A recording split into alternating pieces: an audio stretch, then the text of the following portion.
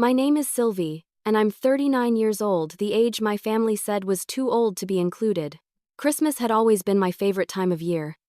The lights, the music, the smell of cinnamon and pine, there was something magical about it that carried me back to my childhood.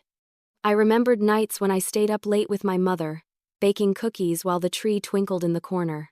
My father would sneak in, stealing gingerbread men when he thought no one was watching, and my sisters Juliette and Camille would dance around the living room, their faces glowing with excitement. Back then, family meant everything. Back then, I believed it always would. But that was a lifetime ago. Somewhere along the way, my family stopped seeing me as part of their celebrations. At first, it was small. "Oh, Sylvie, we forgot to tell you we were having a gathering this weekend." Then it became larger. Birthdays I wasn't invited to, dinners I heard about only after they'd happened. And then came the final blow, Christmas. It was Juliette who made it clear. She called me in early December, her voice dripping with that condescending sweetness she used whenever she was about to wound me. "Sylvie, we're keeping things small this year, just immediate family. You understand, right?"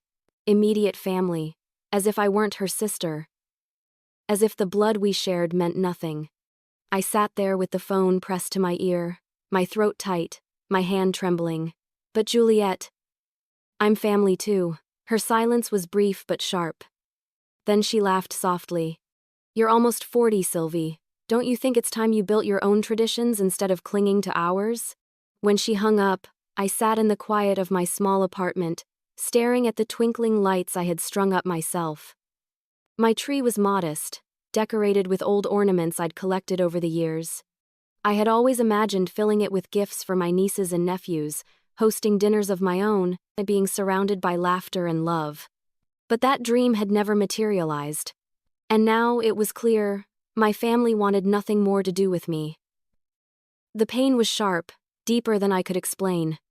I wasn't married. I didn't have children. My sisters had always been my anchor to family life, and now they had cut the rope, letting me drift away into cold, lonely waters. I wanted to cry, but the tears didn't come. Instead, I felt something else. Something steadier. Something harder. If they wanted me gone, then fine, I would go. But I wouldn't disappear quietly. The days leading up to Christmas passed slowly. My coworkers chattered excitedly about their holiday plans, about dinners and flights home, about family traditions. I smiled politely, nodded at the right moments, but inside, my heart ached. When Christmas Eve arrived, I sat by the window, watching snow drift softly past the streetlights. Across the way, I could see families gathered in warm houses, laughter spilling out into the night. My apartment was quiet, save for the faint hum of carols playing on the radio. It should have been the loneliest night of my life, but instead, I found myself smiling, because I wasn't entirely alone. That afternoon, I had walked into the office of David Moreau, my lawyer. His space was warm, with soft yellow lighting and the faint smell of coffee and old paper. He greeted me with the kind of smile that wasn't forced, one that made you feel seen. We had met weeks earlier when I first inquired about drafting a will. But it was on that Christmas Eve that we finalized everything. I sat across from him as he slid the documents toward me. "Are you certain about this, Sylvie?" he asked gently. "Once this is signed, there's no going back." I nodded. "I'm certain. My family made it clear I don't matter to them anymore. So I'm making sure, when the time comes, that they'll see just how much I did." David studied me for a moment, his expression unreadable. Then he nodded. "Very well. Sign here. And here." I picked up the pen, my hand steady. As the ink flowed onto the paper, I felt a strange calm settle over me. It was as if years of being overlooked, dismissed, and forgotten were dissolving with each stroke of my signature. When I was done, David gathered the papers and tucked them into a folder. "It's all official now," he said softly. "Your wishes will be honored exactly as you've written." I smiled, though my chest ached. "Thank you, David. You'll never know how much this means to me." He leaned back in his chair, his eyes kind. "Sylvie, you may feel invisible to them, But you're not invisible here. Not anymore. I carried those words with me that night as I returned home. While my sisters sat in their perfectly decorated homes, toasting champagne and laughing with their children, I sat alone in my apartment with a cup of tea. But I didn't feel weak. I didn't feel forgotten. For the first time in years, I felt powerful. Because I knew what they didn't. They thought excluding me from Christmas meant I didn't matter. But while they celebrated without me, I was sealing their future. My pen strokes were sharper than their words. My silence was stronger than their rejection. I stood by the window, looking out at the snow, and whispered to myself, "Merry Christmas." It wasn't the holiday I had dreamed of. But it was the one that would change everything. What they didn't know was that I wasn't alone that Christmas. I was with my lawyer, finalizing the papers that would change everything. The exclusion began with little things, but it grew into open rejection. When I looked back, I realized my absence from Christmas wasn't sudden, it had been building for years. The first cracks in our family bond were small, almost invisible at the time, but they widened until there was nothing left to stand on. It started with birthdays. I remembered one in particular, Juliette's 35th. She hosted a big dinner at her home, filled with friends and family. I had been invited, of course, but when I arrived, I felt like an afterthought. She barely looked at me, her attention fixed on her friends and her husband. When the cake came out, someone asked me to take the picture. I stood behind the camera, capturing their laughter, their toasts, their smiles, while my own presence vanished from the evening. Afterward, Juliette thanked me with a quick hug, but her words stung. "You're always so good at being on the sidelines, Sylvie. It's like you were made to support everyone else." At the time, I laughed it off, telling myself she didn't mean it cruelly. But it was a truth. She believed that I belonged in the background, not the center. Camille was different, but in her own way, just as dismissive. Being the youngest, she had always been the baby of the family, doted on, spoiled. I had been the one to help her with homework, to stay up late sewing costumes for her school plays, to lend her money when she was struggling in college. Yet when she found her footing, she forgot the hands that had held her steady. At family gatherings, Camille would say things like, "Oh, Sylvie, you wouldn't understand. You don't have kids. You don't know what real responsibility feels like." She said it with a smile, not realizing or not caring that her words sliced deep. To her, my life was a hollow echo of hers, something less valuable because it didn't mirror her choices. The first Christmas I wasn't invited was hidden under an excuse. "Oh, Sylvie, we didn't want to bother you. It was just a small dinner. You know how chaotic it gets with the kids." I accepted it, though my heart ached. I told myself it was a misunderstanding. The second time, it was deliberate. Juliette had sent out group messages to the family about Christmas plans. Everyone was included except me. I only found out because Camille posted pictures online, the table laid out with golden candles, her children in matching pajamas, Juliette smiling in her red dress. My phone stayed silent the whole night. That year, I sat at home alone with a microwave meal and a single gift I had bought for myself. I told myself it didn't matter, that I was fine. But I cried as the clock struck midnight, the sound of fireworks outside mocking my loneliness. By the third year, the rejection had become blatant. They didn't even try to hide it. When I called Juliette to ask about Christmas plans, her tone was sharp. "Sylvie, it's just too complicated to include you. You don't fit in anymore. You're almost 40, don't you think you should be doing your own thing by now?" Her words echoed long after I hung up. You don't fit in anymore. It wasn't just about Christmas. It was about belonging. It was about being erased from the very family I had given so much to. I remembered the years when our parents were still alive, how I was the one who carried the weight after they passed. Juliette and Camille had been consumed with their own lives. Juliette with her career, Camille with her studies, and it had fallen to me to organize the funeral, to settle the estate, to hold everything together. I never complained. I thought family meant stepping up when no one else would. But when the dust settled, gratitude faded quickly. My sisters slipped back into their lives, leaving me behind like an old coat they no longer needed.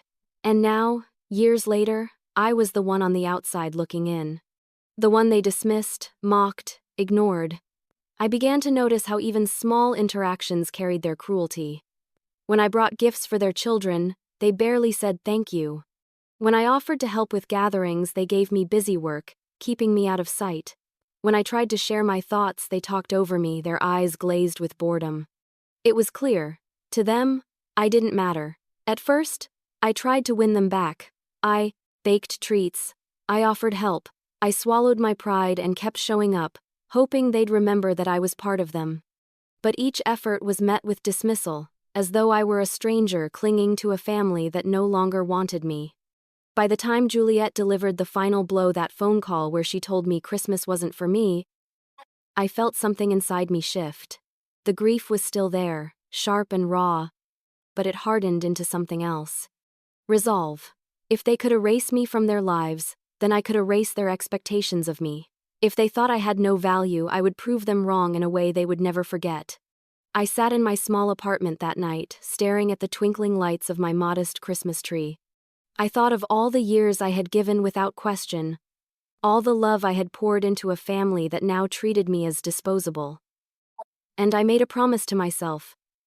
I would not be invisible anymore. I began keeping a journal, just as I had when I was a child. But instead of dreams and hopes, I filled these pages with truths, every insult, every rejection, every moment they reminded me I didn't belong. It wasn't just a diary, it was evidence. I didn't know yet what I would do with it. But deep inside, I knew my silence was over. That was when I realized my family had already erased me in their minds. The breaking point came with a single phone call. It was a gray December afternoon when the call came through. The sky outside was heavy with clouds, the air sharp with the promise of snow. I sat curled up on my couch, a blanket over my knees, sipping tea as carols played softly on the radio. Christmas was less than 2 weeks away, and though I tried not to dwell on it, the ache in my chest grew heavier with each passing day. When my phone buzzed, I saw Juliette's name flash across the screen. For one foolish moment, my heart leapt. Maybe, I thought, maybe she had changed her mind. Maybe she was calling to say I was invited after all, that it had been a mistake, that they wanted me there. I answered quickly, forcing brightness into my voice. "Hello, Juliette." Her tone was light, almost sing-song. "Sylvie. I just wanted to call to check in. How are you doing?" "I'm well," I said, though my voice caught slightly. "Just keeping warm. Are you ready for Christmas?" There was a pause, the faint sound of laughter in the background. Then she said it. The words that turned the knife. "Oh yes, everything's set. Camille and I have been planning the menu. We're doing roasted duck this year instead of turkey. The kids are so excited.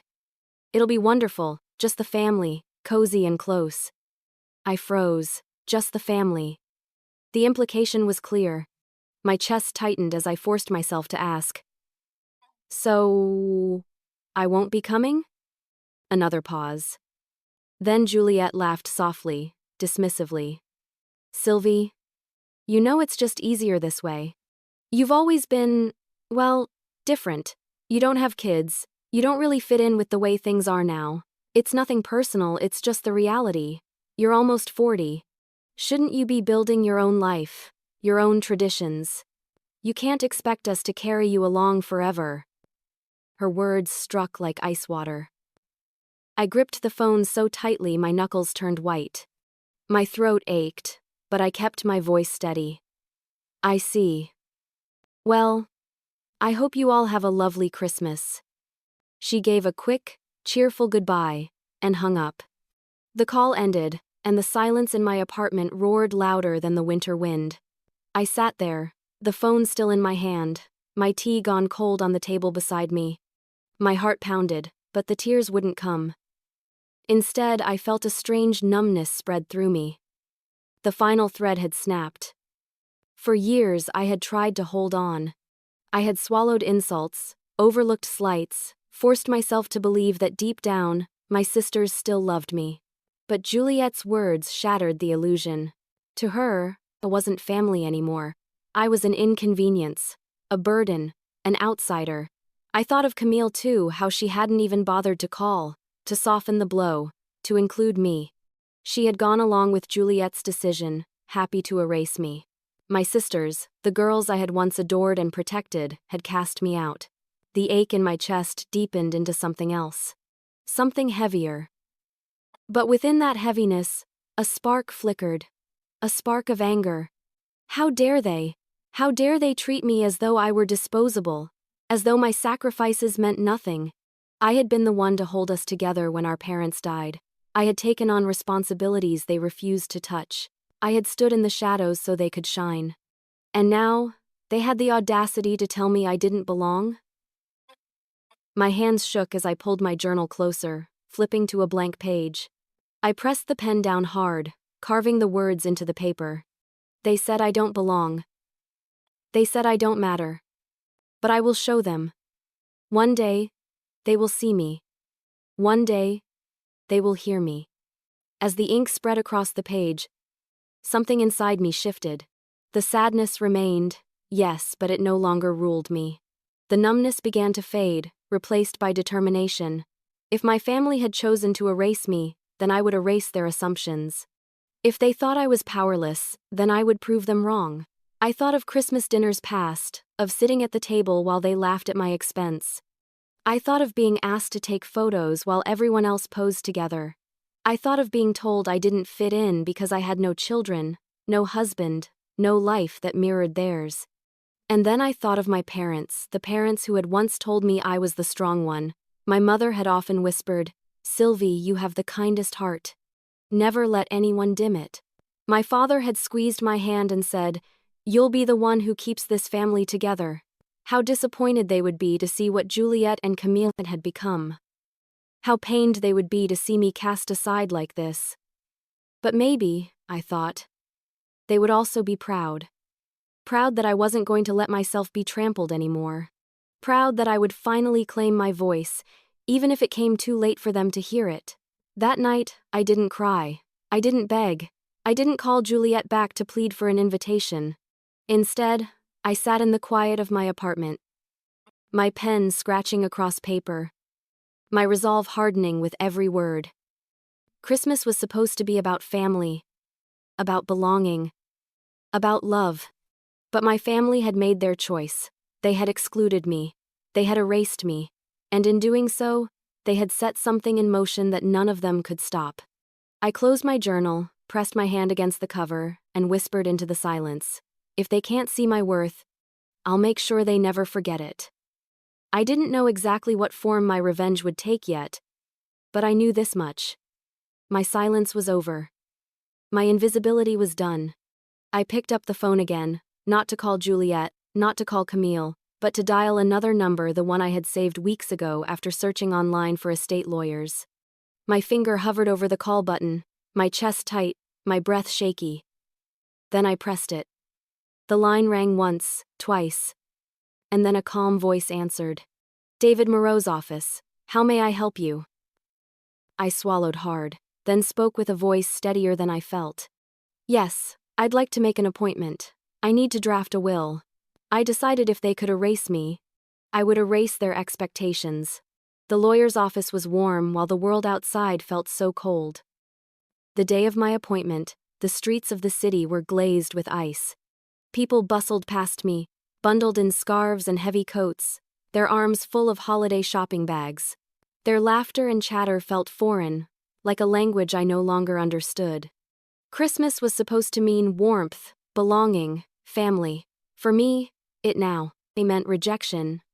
I pulled my coat tighter as I approached the tall brick building where David Moreau's office was located. My boots clicked against the marble floor of the lobby as I stepped inside, and I paused for a moment, staring at my reflection in the glass doors. My face looked pale, tired. But there was something in my eyes I hadn't seen in years. Determination. The receptionist greeted me with a polite smile and led me into a waiting room. Moments later, a man in his early 50s appeared, his gray-streaked hair neatly combed, his suit impeccable. He extended a hand. "Miss Dupont? I'm David Moreau. Please, come in." His office was warm, lined with bookshelves heavy with thick leather volumes. A framed photo of two smiling children sat on his desk, beside a small potted plant that leaned toward the sunlight streaming through the window. The room smelled faintly of coffee and polished wood, and for the first time in weeks, I felt something close to comfort. I sat down across from him, my hands clasped tightly in my lap. He studied me for a moment, his expression gentle but professional. "So, Miss Dupont, how can I help you today?" I hesitated, unsure how to begin. My throat tightened, but I forced myself to speak. "I'd like to draft a will." He nodded slowly. "That's a wise decision. May I ask what prompted this?" "Most people your age don't think about such things." A bitter laugh escaped me. "Most people my age have families who care about them. Mine doesn't." Something flickered in his eyes, not pity but understanding. "I see. Then let's make sure your wishes are honored exactly as you intend." For the next hour I spoke more openly than I had in years. I told him about Juliette and Camille, about the years I had supported them, about the way they now excluded me as though I were a stranger. I told him about the phone call that cut me out of Christmas, about the humiliation of being erased from their lives. David listened quietly, taking notes but never interrupting. When I finished, he leaned back in his chair, steepling his fingers. "You've carried a great deal, Miss Dupont, and now, you want your voice to carry on even after you're gone." I nodded, my throat aching. "I want them to know they were wrong about me. I want them to see that I mattered." "Then we will craft a will that doesn't just distribute assets," he said firmly. "We'll craft one that tells your story, one that makes them hear you, whether they want to or not." His words settled into me like a stone dropped into still water, rippling through my chest. For the first time in years, I felt like someone was on my side. We began with the practical details. I listed what I had: my modest apartment, the savings I had scraped together over the years, my insurance policy, a few heirlooms left from my parents. To me, it didn't feel like much. But David shook his head. "Don't underestimate the value of intention. Even a modest estate can be powerful when directed properly." And so, we talked about direction. I explained how I wanted the bulk of my estate to go to places that had given me comfort. The local library where I spent my quiet evenings, the women's shelter I had volunteered at, and perhaps even individuals who had shown me kindness in ways my own family never had. "And your sisters?" David asked carefully. I met his gaze, my jaw tight. "They'll get something, but not what they expect," he nodded. "Symbolic inheritances. Items that carry meaning but not wealth. That way, you deliver your message without leaving room for legal dispute." A small smile tugged at my lips. "Exactly." I left his office that day with a folder of preliminary drafts tucked under my arm. The icy wind bit at my face as I stepped outside, but I hardly noticed. My heart felt lighter than it had in years. I wasn't powerless. I wasn't invisible. I was building something they couldn't stop. That evening, I sat in my apartment with the drafts spread across my table. The tree twinkled in the corner, its lights casting soft shadows on the walls. For the first time since Juliette's call, I didn't feel crushed by the holiday season. Instead, I felt like I had taken back control. I picked up my journal and wrote, "Today, I took the first step. They told me I was too old, too irrelevant, too invisible. But tonight, I know I matter. I matter because my words will outlast their cruelty." In the days that followed, I returned to David's office again and again. Each visit felt like laying another brick in a foundation that would one day stand tall above the ruins of my sister's greed. We refined the wording, secured the signatures, and closed every loophole. And with every detail we finalized, my confidence grew. I no longer felt like the outcast they had cast aside. I felt like the author of my own ending. On Christmas Eve, while Juliette and Camille feasted together, I sat across from David in his office, signing the final pages. The snow fell heavily outside, muffling the world in silence. When I finished, David gathered the papers and said softly, "It's done. They may have excluded you from their Christmas, Sylvie, but you've ensured they'll never exclude your voice." I left his office that night, not broken, not forgotten, but transformed. My family thought they had silenced me. They were wrong. If my family thought Christmas without me was peaceful, they hadn't seen what I was planning. While they feasted together, I studied them from afar. From the outside, my sisters' lives looked perfect. Juliette, with her polished career and sprawling suburban home, filled her days with dinner parties, PTA meetings, and vacations she flaunted on social media. Camille, younger and flashier, lived for trends, chasing whatever looked glamorous enough to post online. They seemed untouchable, smiling families, glittering homes, laughter spilling from pictures I wasn't invited to take. But beneath the shine, cracks were there. And I made it my mission to watch closely, to record everything they revealed without realizing. Juliette had always been the ambitious one, the sister who turned every gathering into a performance. She carried herself like a queen, but her arrogance betrayed her. One evening, scrolling through social media, I found a post she hadn't meant for me to see. A photo of her dining table laid out with silverware, wine glasses, and a caption that stung. "Another year, another perfect Christmas, just family. No stress. Just family." The words burned, but more than pain, they gave me clarity.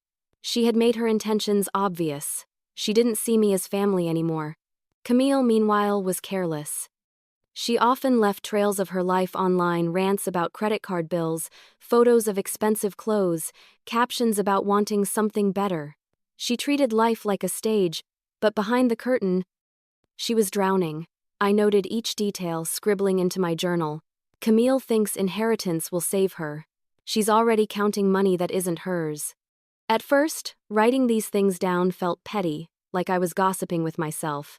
But over time, it became a source of power. Every cruel remark, every slip of arrogance, every assumption about what I owed them, I turned it into fuel. There was the time Juliette, talking loudly at a family wedding, said to a friend, "Sylvie doesn't matter, she's practically a ghost.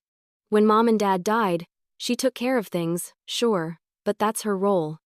She's the helper, not the center." And the time Camille posted about how being the youngest means everything falls into your lap eventually. Each sting was a reminder. Each insult was a nail in the coffin of their imagined inheritance. I didn't confront them. I didn't argue or defend myself anymore. Instead, I perfected the art of silence. When I ran into them at obligatory family events, rare as they were, I smiled politely, asked questions about their children or jobs, and let them underestimate me. They thought my quiet meant weakness. They thought my lack of response meant defeat. But what they didn't know was that silence gave me freedom. They revealed themselves so easily when they thought I was too passive to react. Juliette once complained to Camille within earshot, "This house will be mine one day. Sylvie doesn't need it, she doesn't even know how to manage a place like this." Camille snorted. "We'll split it. She can't use it anyway. She'll probably just be glad we're taking it off her hands." I kept my face calm, as if I hadn't heard. But inside, I was burning those words into memory. Later that night, I wrote them down word for word in my journal. David encouraged me to keep documenting. "It will remind you why you're doing this," he said during one of our meetings. "It will sharpen your intentions." And it did. Every page of that journal became a map leading me to the truth. My sisters weren't family anymore. They were vultures circling, waiting for me to fall so they could pick apart what was left. But while they schemed, I planned. I studied not only their words but their weaknesses. Juliette's arrogance, her need to always appear superior, Camille's carelessness, her desperation for validation. Each flaw gave me another idea, another way to craft the symbolic inheritances I would leave them. Not money, not property, but objects that would sting, reminders of what they had lost through their own cruelty. I thought about leaving Juliette the apron I used during the endless nights I worked double shifts to help her through school. The apron that carried stains of exhaustion and sacrifice, proof of the life she mocked. For Camille, I imagined a box of childhood photographs and drawings, the very proof that she had once been loved and cherished, before she grew into the woman who dismissed me as irrelevant. It wasn't about spite. It was about truth. They wanted wealth, but I would give them mirrors. Mirrors that showed the hollowness of their greed. Meanwhile, my plans for the rest of my estate grew clearer. I spent more evenings at the library, tucked between shelves that had always given me peace. I saw children sitting cross-legged in the reading corner, their faces glowing as they lost themselves in stories. I knew then I wanted to leave something for them, a gift that would ensure other children always had a safe place to dream. I also returned to the women's shelter where I had once volunteered. The walls were worn, the beds too few, the needs far greater than the resources. I spoke with one of the coordinators, a kind woman named Marielle, and she told me about the women who came there with nothing but bruises and hope. I left that night with tears in my eyes, more certain than ever that part of my estate would belong to them. And then there was Sophie. She had been a nurse during my mother's final days, and though we had long since lost touch, I remembered her kindness. She had spoken to me like I mattered, like my grief was important, not inconvenient. I reached out and discovered she was struggling to finish her medical degree. Supporting her felt right.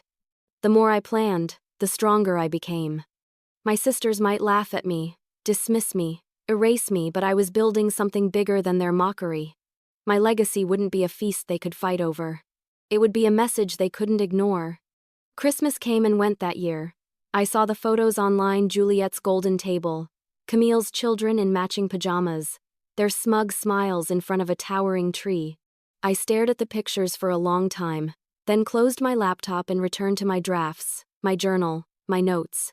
While they laughed together, drunk on their own sense of importance, I was sharpening the blade of my silence. Each smug smile they shared was another nail in the coffin of their inheritance. The betrayal I discovered nearly broke me. It happened on a bitterly cold evening in January, weeks after Christmas had passed. The decorations were still up in shop windows, but the festive cheer had faded, replaced by slush and silence. I stopped at the corner cafe on my way home from work, craving warmth and something sweet. It was there, over the rim of a steaming cup of coffee, that I overheard the conversation, Juliette's voice. I froze, the mug halfway to my lips. She was sitting 2 tables behind me, her back turned, her voice low but unmistakable. I leaned slightly, my heart hammering. "Sylvie won't last much longer in that apartment," she was saying to Camille, who sat across from her.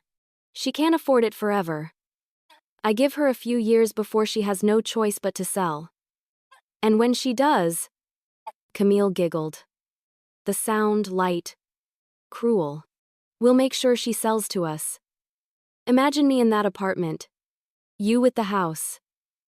Finally fair. Fair." The word twisted like a knife.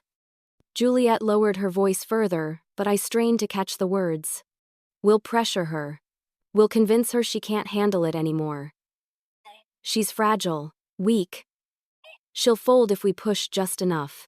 The air in my lungs vanished. My sisters weren't just excluding me from Christmas dinners, they were plotting to strip me of the last place I called home. The apartment wasn't much, but it was mine.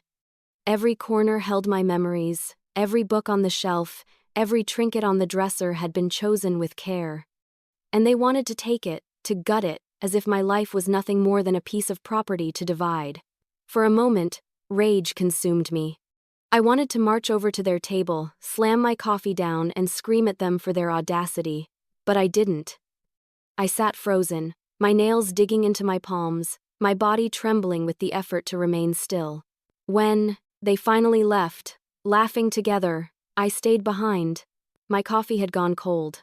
My heart felt like it had splintered into 1,000 jagged pieces. I walked home in silence, my boots crunching against the icy pavement. By the time I reached my door, I could barely breathe. Inside, I dropped onto the couch, pressing my hands to my face. Tears finally came hot, angry, unrelenting. I cried until my body ached, until my throat was raw. This was different from the rejection of Christmas.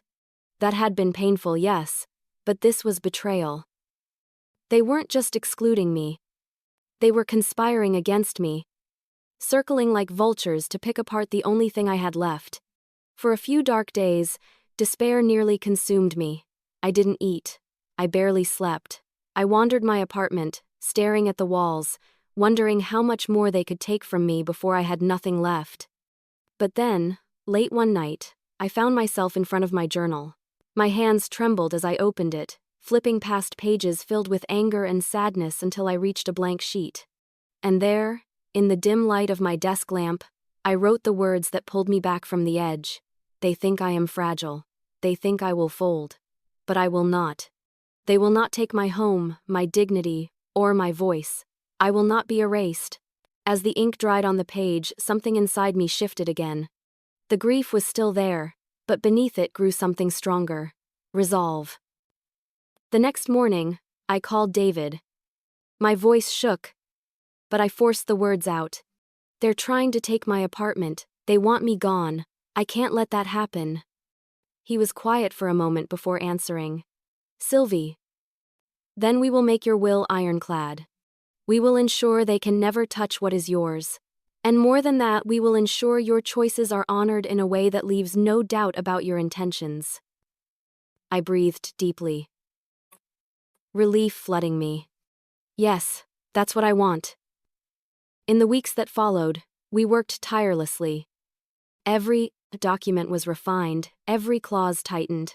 David explained how we could structure things so there would be no room for contest, no loopholes for them to exploit. Each time we met, I felt my strength return, piece by piece. But I didn't stop there. My betrayal had given me clarity, and I poured that clarity into my plans. For Juliette, who wanted my apartment, I decided to leave her nothing of real value. Instead, she would receive a single item, a cracked teacup from our childhood kitchen set. It was worthless in money but priceless in meaning. Alongside it, a note. You wanted a home. Here is the only one you'll ever take from me. For Camille, who giggled at the thought of me being pushed out, I chose a framed photo of the three of us as children, me holding both her and Juliette, smiling wide, my arms wrapped around them. It would come with a letter. I carried you once, but you never carried me. May this remind you of what family truly means. It wasn't wealth, but it was truth.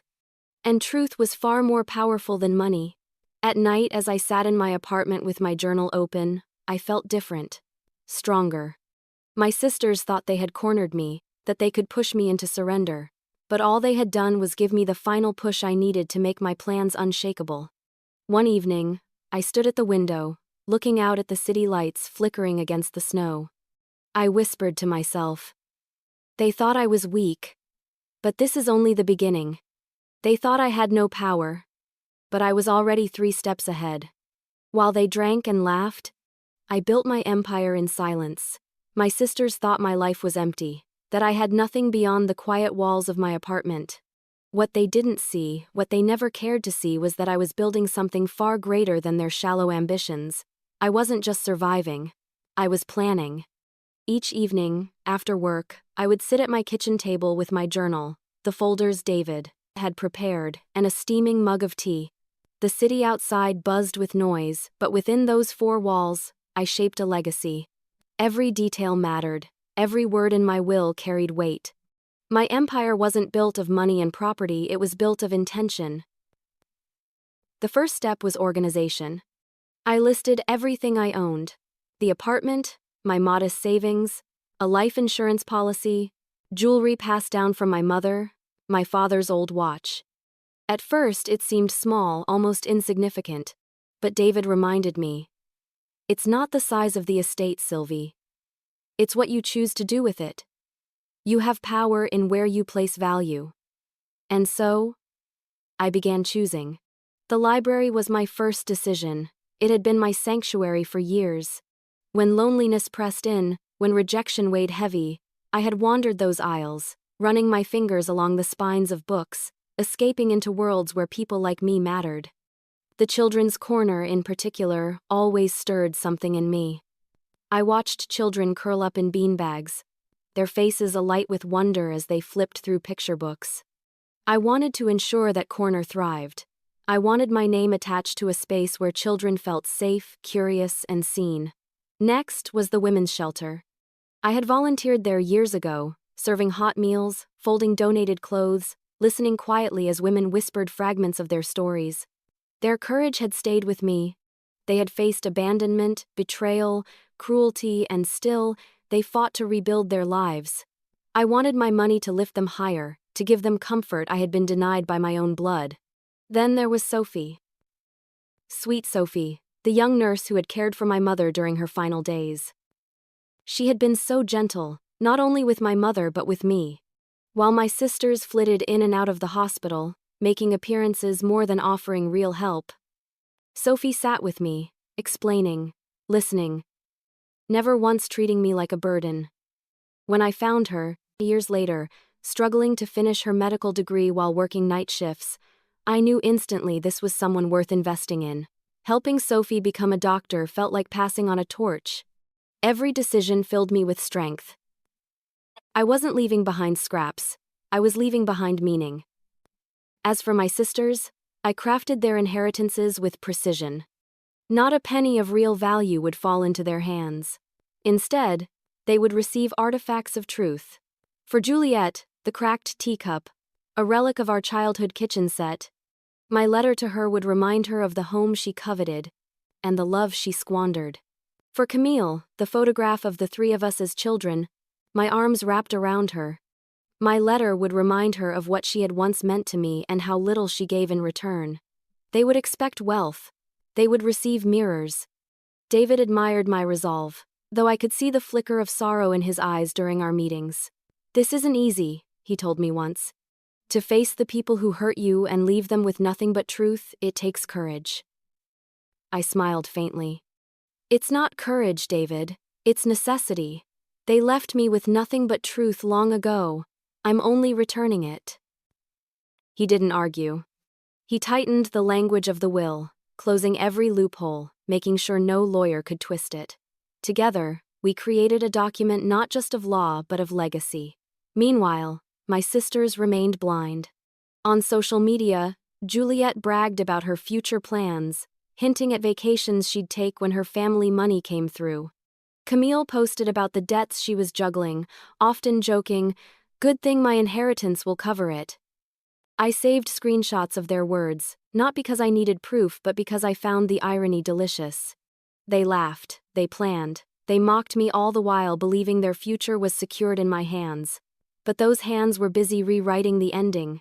My evenings grew, brighter with purpose. I began writing letters to accompany the will letters to the library staff, to the shelter, to Sophie. Words of gratitude, encouragement, love. Words I wished someone had written for me. Each envelope I sealed felt like planting a seed that would bloom long after I was gone. For the first time in years, I felt at peace. I didn't need my sister's approval. I didn't need their invitations. I had built something that would outlast them, something that would roar louder than their laughter. On one particularly cold night, I sat by my window, watching the snow drift under the streetlights. Across the street, a family decorated their Christmas tree together. I should have felt envy. Instead, I felt a strange serenity. "They think they've won," I whispered to myself. "But they have no idea they're already losing." It wasn't about vengeance alone. It was about reclaiming my worth, carving my voice into stone where no one could erase it. My sisters had told me I was too old to matter. But I was proving them wrong with every decision, every page, every signature. And when the day came, they would discover the truth in the harshest way possible. Not through my tears, not through my pleading, but through the cold, undeniable words of my will. By the time I was done, their imagined inheritance had already vanished. The tension in their perfect Christmas gatherings began to crack. From the outside, my sisters' lives still looked pristine. Juliette posted carefully staged photos of her golden table settings, her children dressed in matching red sweaters, her smile wide and controlled. Camille shared videos of laughter and games, boasting of how close the family was. But I knew better. Beneath the polished veneer, fractures had already begun to form. It started subtly.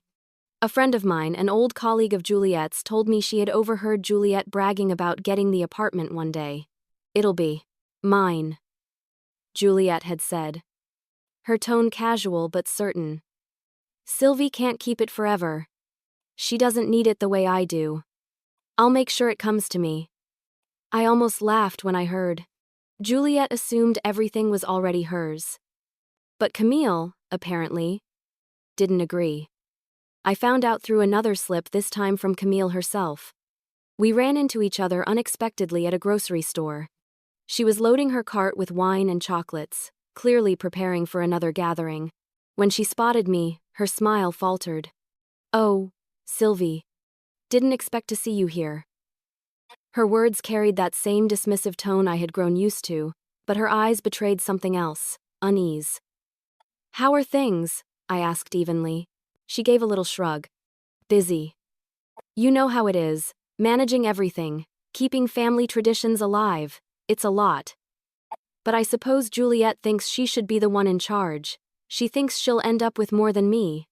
Can you believe that?" Her bitterness slipped out so easily. I simply raised an eyebrow, letting her words sink in.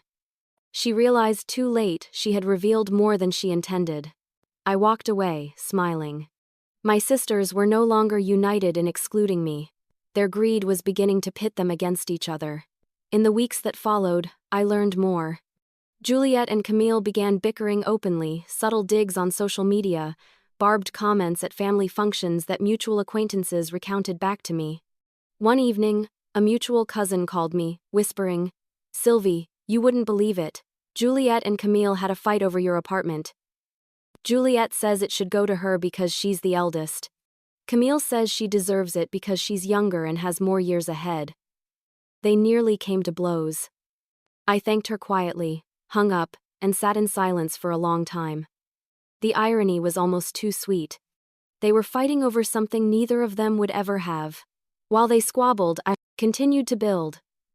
My journal grew thicker with notes, observations, and reflections. David and I met regularly, fine-tuning every clause of my will, ensuring my wishes were protected against every possible challenge. He chuckled once as he flipped through my notes. "You've been watching them like a hawk," I smiled faintly. "Not like a hawk. Like a historian. Every word they speak, every assumption they make, it's all part of the story I'll leave behind." Meanwhile, Juliette doubled down on her arrogance. She told friends that her children would inherit the family home. She spoke as though it was already in her hands, her entitlement so complete she didn't bother hiding it. Camille, on the other hand, grew restless. Her debts were mounting, her posts increasingly desperate jokes about waiting for her ship to come in, about inheriting wealth soon. I knew she was counting on me, her invisible sister, to save her without ever having to ask. The contrast between their expectations and the truth gave me strength. They were too blinded by greed to see the trap they were walking into. One night, I attended a small community event at the library. It was quiet, nothing like the flashy parties my sisters loved, but it filled me with peace. Children laughed in the reading corner. Parents browsed shelves. The staff smiled warmly at me. As I stood there, I thought, this is what matters. Not Juliette's golden table. Not Camille's flashy photos. This is where my legacy belongs. I went home and wrote another entry in my journal. They fight each other for what they believe is theirs. But what they're really fighting over is nothing at all. When the truth comes, it will crush them. Their arguments escalated. At one gathering, Juliette accused Camille of being irresponsible, claiming she'd squander any inheritance. Camille shot back that Juliette was manipulative, trying to control everything. They bickered so loudly that others left the room, embarrassed. And me?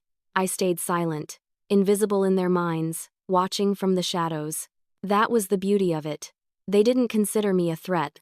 They didn't believe I had the strength or the will to shape my own ending. To them, I was still the forgotten sister, the one too meek to matter.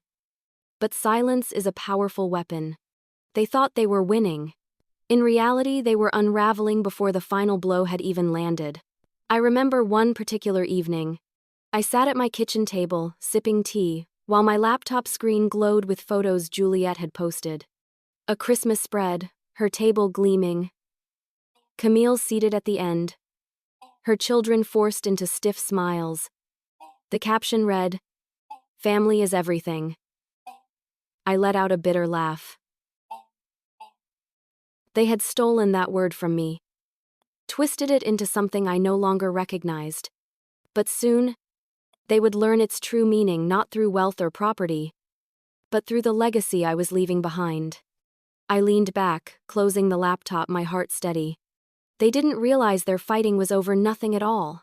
The lawyer called me one last time, and I knew it was complete. It was early March when the call came through. The winter snow was beginning to melt, leaving behind dirty slush on the sidewalks and the faint promise of spring in the air.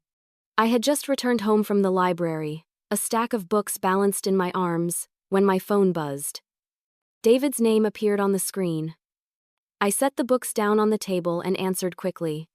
"Miss Dupont," he said warmly, his steady voice carrying a weight of finality. "I wanted to let you know it's done. Every detail of your will is signed, sealed, and secured. There are no loopholes, no openings for contest. Your wishes will stand." For a moment, I couldn't speak. The silence stretched, broken only by my own shallow breathing. Then, finally, I whispered, "It's really done?" "Yes," he confirmed. "I've been doing this work a long time, and I can tell you with certainty your family will not be able to challenge it.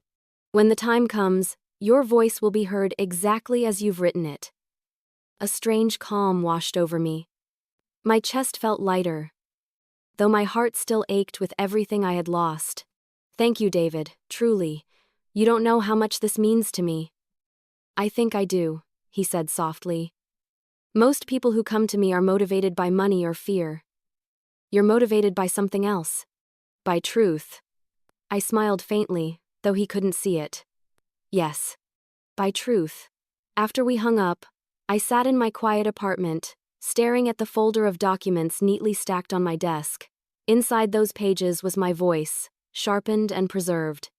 My sisters had spent years dismissing me, treating me as though I were invisible. But now, my invisibility was gone. My silence had become power. I walked to the window, watching as children splashed in puddles left behind by the melting snow.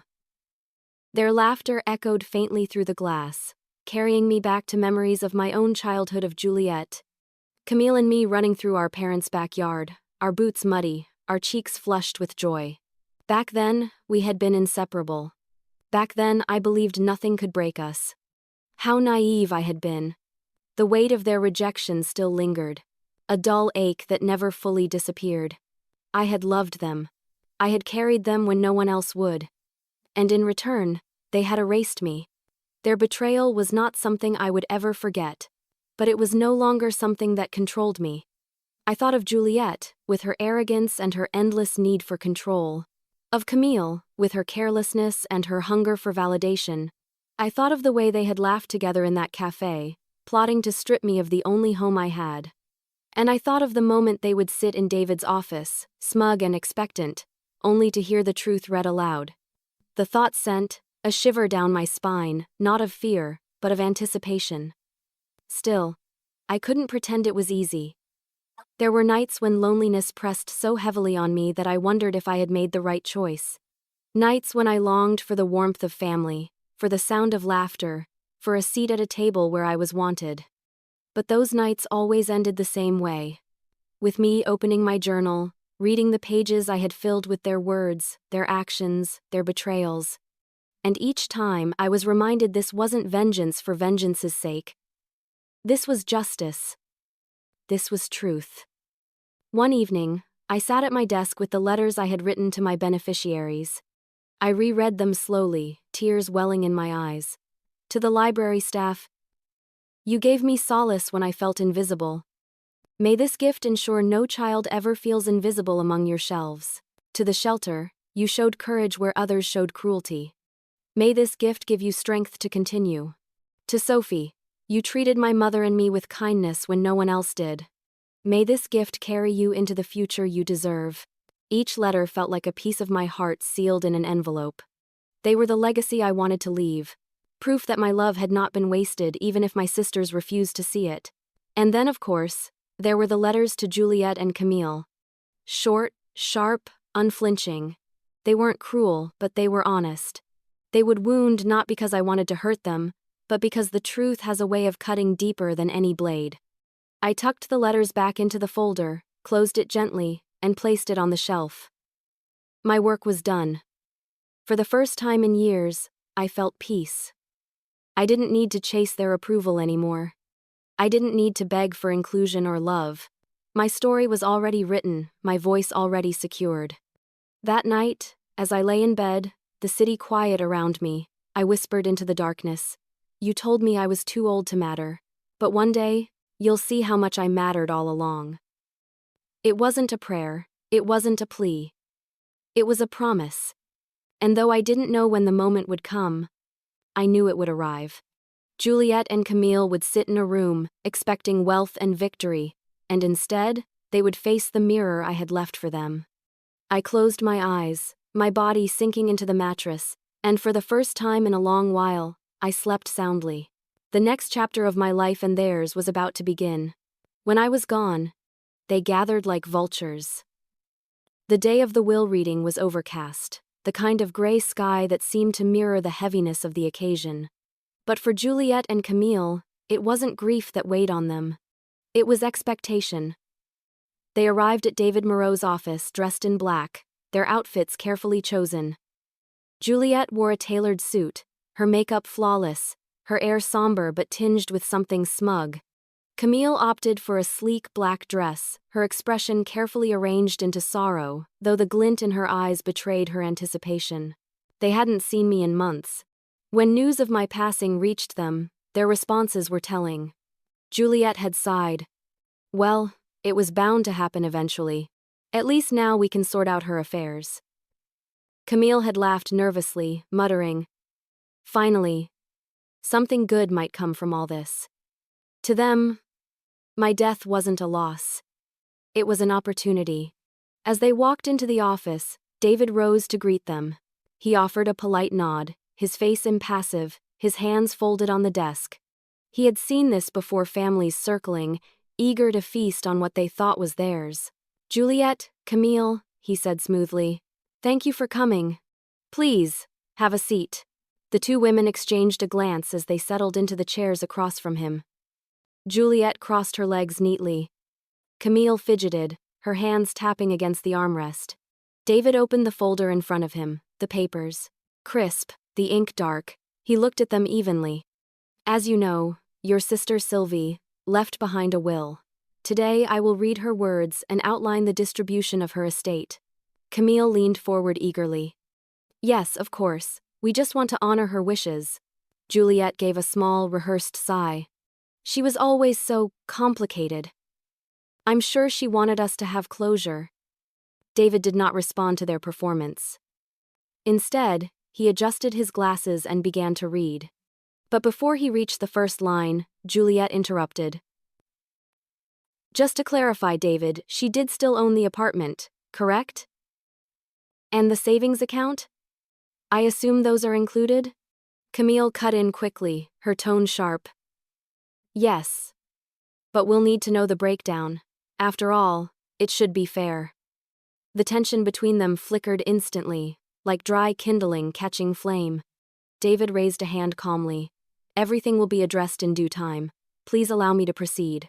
They fell silent, though their eyes still burned with greed. As David began, his voice steady and deliberate, I imagined the room through his words, the air thick with anticipation. My sisters leaning forward, convinced that this was the moment they had been waiting for. He started with the formalities, listing dates, signatures, witnesses. Juliette's lips curled in impatience. Camille shifted restlessly. They weren't interested in the legalities, they wanted the meat, the money. But then David's tone shifted. Your sister wrote this will herself, in her own words. She wished for them to be read aloud exactly as she intended. Juliette raised an eyebrow, skepticism flickering across her face. Camille smirked faintly, clearly assuming my words would be sentimental nonsense before the inevitable division of assets. David cleared his throat and began.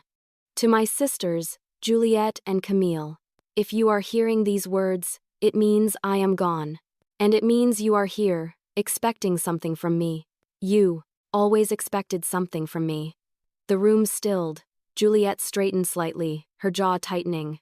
Camille's smirk faltered. David continued, his voice unwavering. I spent my life giving my time, my money, my love while you laughed at me, excluded me, told me I didn't belong.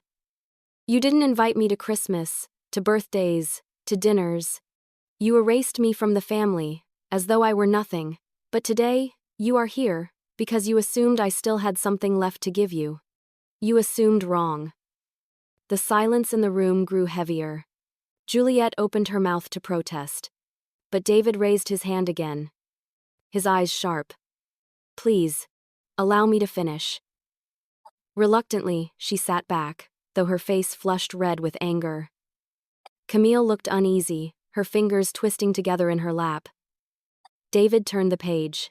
Sylvie left behind specific instructions regarding what each of you is to receive. But before I reveal those details, I want to make clear, the bulk of her estate has already been directed elsewhere.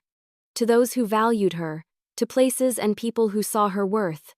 The words hit like thunder. Juliette stiffened. Camille's mouth fell open. What? Camille blurted. Elsewhere? What does that even mean? David's expression remained calm. It means exactly what it says. Your sister made her choices. She wanted them honored. And they will be.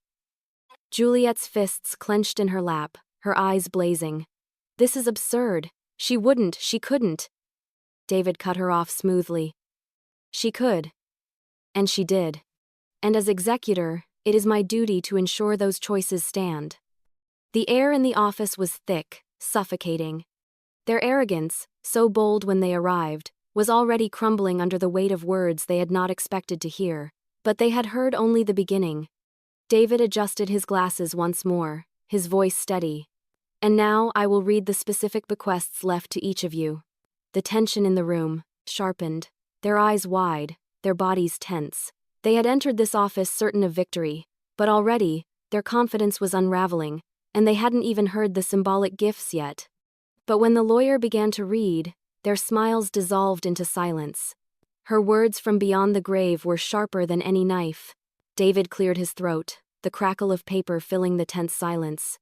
Juliette's jaw was set, her arms crossed tightly, while Camille sat forward, chewing on her thumbnail. Both tried to look composed, but their eyes betrayed them wide. Searching. Desperate. David began, his voice steady and unflinching. To Juliette, my eldest sister, you always believed that leadership was yours by birthright. You carried yourself as though the world, and I, owed you something. You laughed at my quiet life, dismissed my choices, and reminded me often that I was the forgotten one.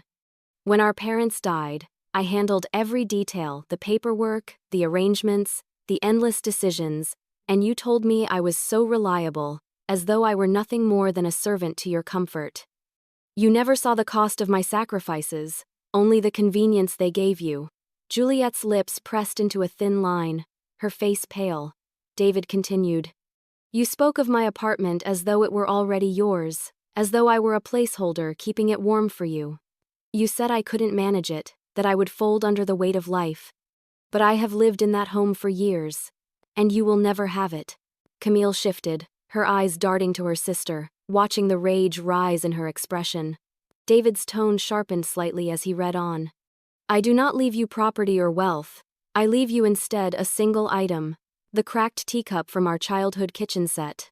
You may remember it, it was the one you insisted was yours, though I was the one who washed it after every meal. It carries no value in money, but it carries truth. You wanted my home. Instead, you will inherit the only home you ever truly had. The kitchen where we were once equals. You wanted walls and ceilings. I give you a reminder of what you destroyed. Juliette's composure shattered. A teacup? She hissed, her voice trembling with fury. This is a joke. This can't be legal. David ignored her protest. He turned the page slowly, his gaze steady. Now, to Camille. Camille flinched as though bracing for a blow. To my youngest sister. You were the child I carried, the one I adored. I sewed your costumes, paid your bills, encouraged your dreams. I was your anchor, though you never saw it. You grew into a woman who dismissed me, who laughed that I had no children, no family, no purpose.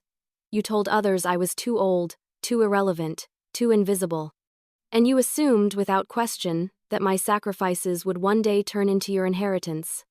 Camille's face flushed, her hands twisting together in her lap. David continued, his tone unwavering.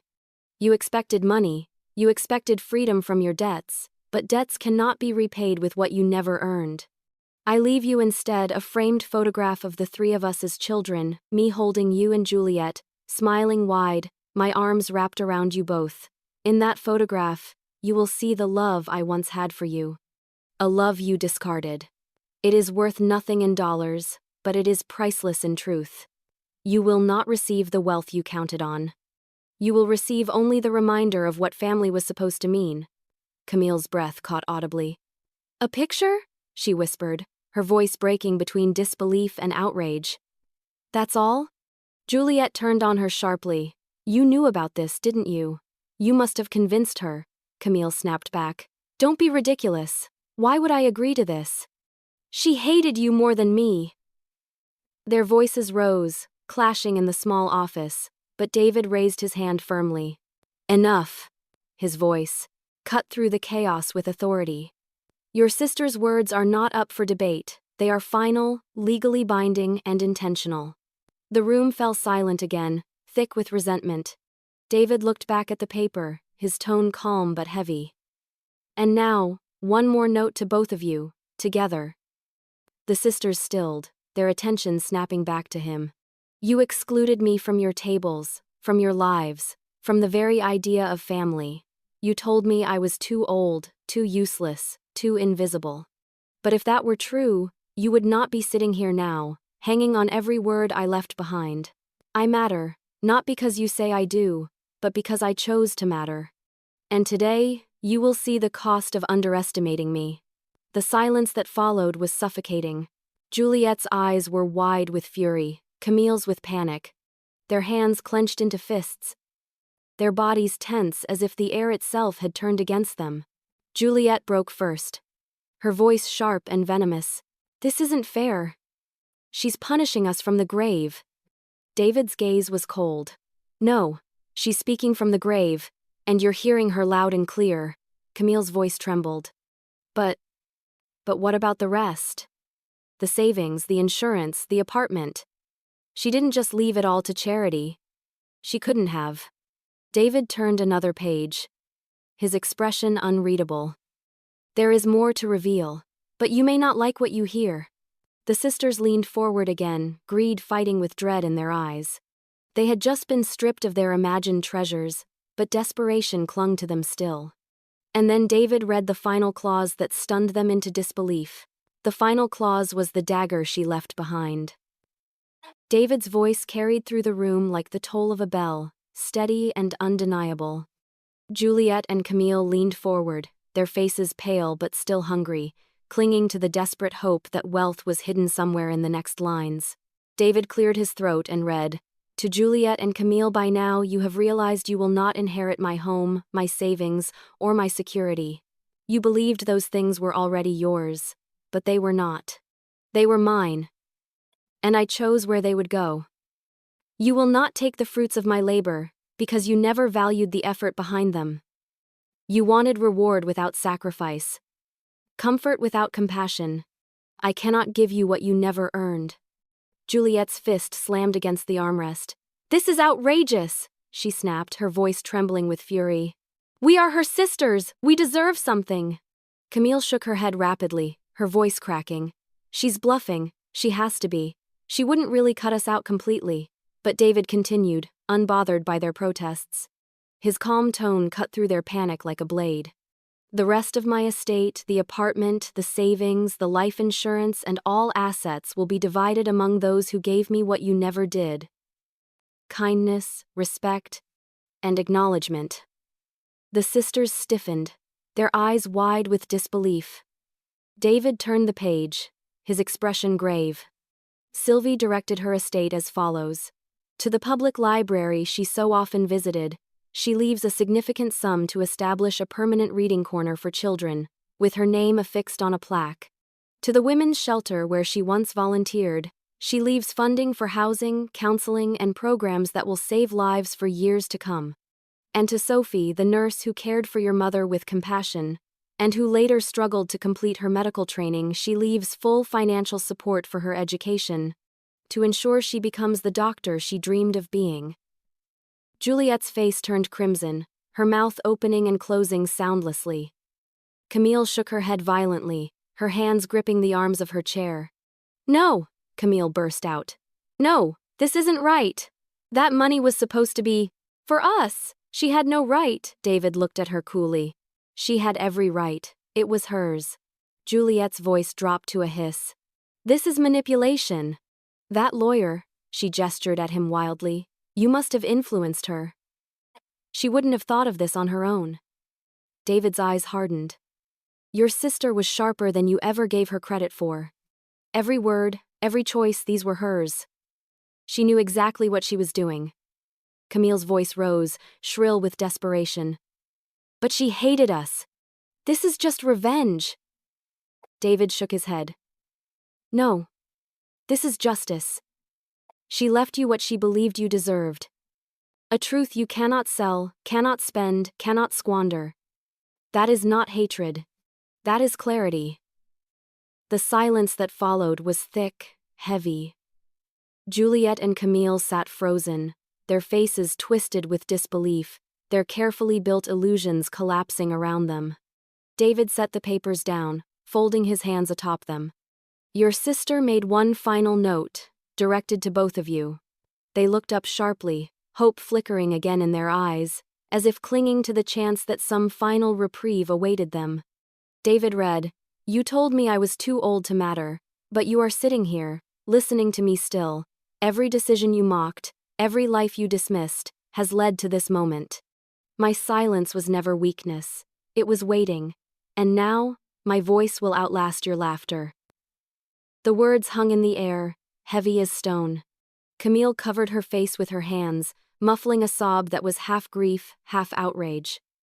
Juliette stared at David with wide, furious eyes, her chest heaving. Neither spoke for a long time. And yet, outside that office, Sylvie's legacy was already taking root. At the library, news of the donation brought tears to the director's eyes. Plans were quickly drafted to renovate the children's corner, to line it with new shelves, colorful seating, and a bronze plaque, the Sylvie Dupont Children's Corner, because every story matters. Parents spoke her name with gratitude. Children would one day ask, who was Sylvie Dupont, and hear the story of a woman who gave them a place to dream. At the women's shelter, staff gathered in disbelief as the figures were explained to them. One whispered, "Do you know how many families this will save?" Another wiped tears from her cheeks. Survivors who had never met Sylvie would rebuild their lives because of her. Her gift would ripple outward, changing lives in ways Juliette and Camille could never comprehend. And Sophie, when David told her, she broke down sobbing, clutching the letter Sylvie had written. "You saw me when no one else did. You treated me as though I mattered. This is my way of telling you that you mattered to me too. Go become the doctor you were meant to be." Sophie pressed the letter to her heart and whispered, "Thank you, Sylvie. I'll carry you with me always." The contrast was brutal. Juliette and Camille sat in stunned silence, their inheritance stripped, their greed exposed, while strangers celebrated a woman they had called irrelevant. They had wanted money. They had wanted property. Instead, they were left with mirrors that showed them their selfishness, their cruelty, their emptiness. And Sylvie? She was gone, yes, but she had never been more present. Her voice filled the room, her words etched into their hearts whether they wanted them there or not. David closed the folder with deliberate care. "That concludes the will. I suggest you take time to reflect." Juliette shot to her feet, trembling with rage. "Reflect? On what? On being humiliated by a ghost?" Camille followed, her voice cracking. "She ruined us! She ruined everything!" But as they stormed out, their anger echoing down the hall, David remained still, the faintest smile tugging at the corner of his lips. Because he knew the truth. Sylvie hadn't ruined them. She had revealed them. Her silence in life had become her roar in death. The fallout was brutal. The sisters left David's office in silence, but by the time they reached the street, their fury had ignited. Juliette turned on Camille first, her voice sharp enough to slice through the winter air. "This is your fault, you poisoned her against me. You always resented that I was the eldest, that I was supposed to lead this family. You manipulated her." Camille's eyes flashed, her cheeks pink with cold and rage. "Don't you dare blame me. She hated you, Juliette. Everyone knows it. You walked around acting like you were better than her. Of course she left you nothing." Juliette's voice rose, her face red. "She left you nothing too, in case you've forgotten. A picture. That's what she thought of you." "A pathetic little picture." Camille flinched, her mouth tightening, then spat back. "At least I didn't get a broken teacup. Do you realize how ridiculous you look, Juliette? The great Juliette Dupont, reduced to porcelain trash." Their words echoed down the street, drawing stares from passers-by. But they didn't care. Years of buried tension exploded in the aftermath of their sister's voice. The bond they had once used to exclude Sylvie crumbled completely. In the weeks that followed, their relationship only worsened. Juliette began calling lawyers, demanding ways to contest the will. She insisted Sylvie must have been coerced, that David had manipulated her, that the charities had preyed upon her vulnerability. Each lawyer she contacted told her the same thing: the will is airtight. There is no case. Camille tried her own approach. She begged, pleaded, even threatened. "There has to be a loophole," she insisted. But there wasn't. Every attempt ended in failure, and each rejection deepened her desperation. Meanwhile, their own lives began to unravel. Juliette's debts, once hidden behind her polished image, began surfacing. She had borrowed heavily to maintain her lifestyle, confident that Sylvie's estate would cover it. Now, creditors pressed harder, interest mounted, and cracks appeared in her perfect facade. Her husband grew distant, her friends whispered about her misfortune, and the once glamorous Juliette found herself clinging to appearances that no longer held. Camille fared no better. Her spending habits, reckless for years, caught up with her quickly. She had been counting on Sylvie's money to rescue her from overdue bills and credit cards, but when that lifeline vanished, the consequences hit hard. Collection agencies called daily. Her smile on social media dimmed, her posts grew erratic, and eventually, she went silent altogether. The sisters, who had once united to mock Sylvie, now avoided each other. When they did speak, it was only to trade blame and bitterness. And yet, outside their crumbling world, Sylvie's legacy flourished. At the library, renovations began almost immediately. The children's corner was transformed with colorful rugs, shelves brimming with new books, and a plaque proudly mounted on the wall. The Sylvie Dupont Children's Corner, because every story matters. Parents pointed it out to their children, explaining who she was. Staff members spoke of her with gratitude, remembering the quiet woman who had spent so many evenings among their shelves. At the women's shelter, Sylvie's gift brought hope that stretched far beyond its walls. New beds replaced old ones, counseling programs expanded, and women who had fled violence found not just safety but a chance to rebuild. Staff whispered Sylvie's name with reverence. Survivors wrote thank you letters, promising that her kindness would not be forgotten. And Sophie, sweet Sophie. With Sylvie's support, she enrolled in medical school full-time, no longer burdened by endless night shifts and tuition worries. The letter Sylvie had written to her sat framed on her desk, her constant reminder of why she studied so hard. "You saw me when no one else did," the letter read. "Now I see you too. Go become the doctor you were meant to be." Each time Sophie read those words, she whispered, "I will. Sylvie. I promise." The world began to notice. A local newspaper ran a story about the forgotten sister whose will shocked her family and changed her community. The headline read, "Excluded from Christmas, she gave her legacy to strangers instead." Readers responded with admiration. Letters poured into the library, the shelter, even David's office. People called Sylvie brave, resilient, a symbol of dignity reclaimed. Strangers who had never met her spoke her name with respect, while her own sisters drowned in shame. David followed the developments quietly, satisfied that Sylvie's voice was being honored exactly as she intended. He heard whispers of Juliette's attempts to contest, Camille's spiraling debts, but he paid them no mind. They had made their choices. Now, they lived with the consequences. One evening, months later, David visited the library. Children crowded into the reading corner, their faces lit with joy as they listened to a story. He stood by the plaque, his hand brushing over Sylvie's name, and whispered, "You did it, Sylvie. You really did it." Back in their separate homes, Juliette and Camille sat surrounded by reminders of what they had lost. On Juliette's mantel sat the cracked teacup, too fragile to use, too symbolic to discard. She glared at it daily, hating what it represented. But no matter how many times she threatened to throw it away, she never could. Deep down, she knew it was the only inheritance she truly deserved. Camille kept the photograph tucked away in a drawer. Sometimes, late at night, she pulled it out, staring at the smiling faces of 3 little girls who once believed in love and unity.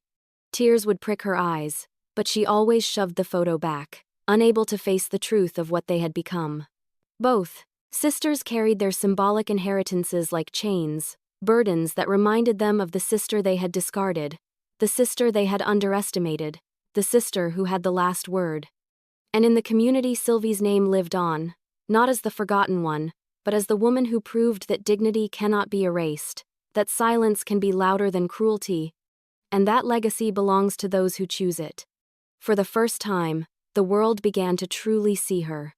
Her story became more than a memory, it became a lesson.